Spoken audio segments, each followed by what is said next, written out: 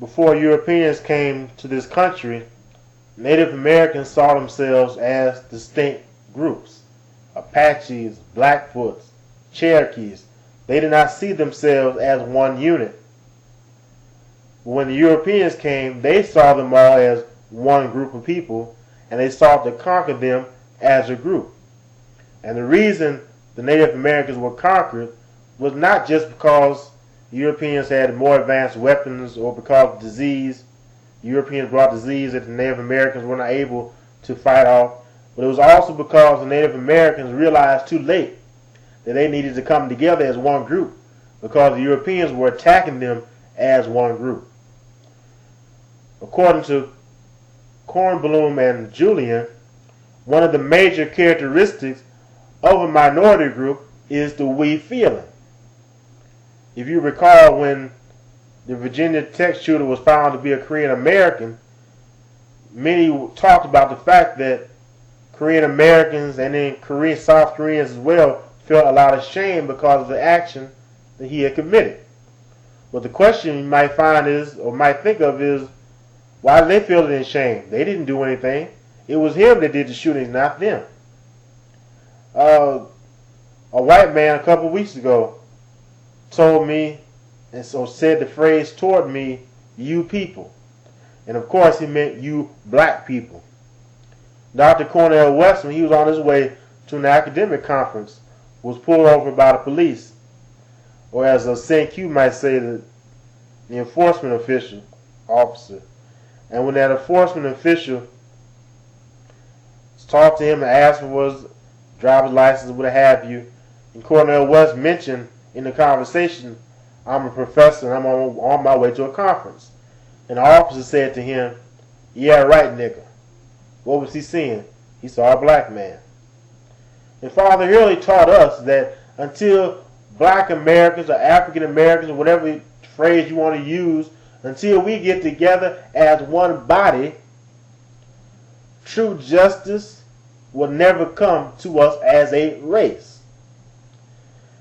We as black people need to realize, I don't care if you Democrat or Republican or Libertarian or Green Party, doesn't matter if you're conservative or liberal or moderate, doesn't matter if you're a Jew or a Christian, a Muslim, Hindu, Buddhist, atheist, doesn't matter if you're rich or middle class, lower middle class, upper middle class, millionaire, billionaire, doesn't matter.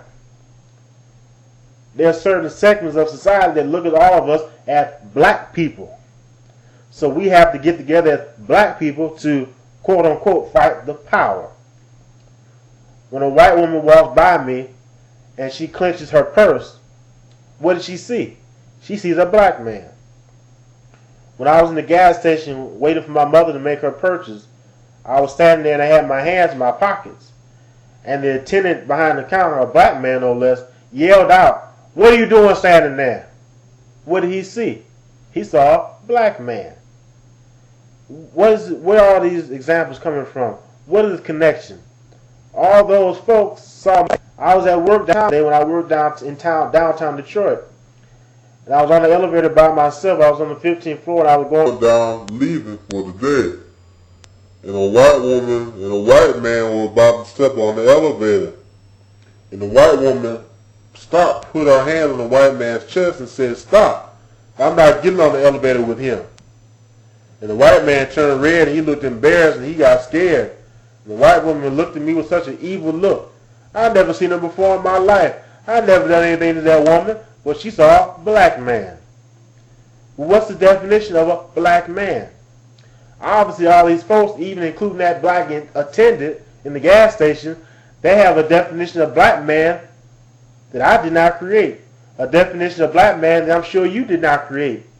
But it was created by somebody. They had a definition that was based on false assumptions and premises. So it means we have to control our own image.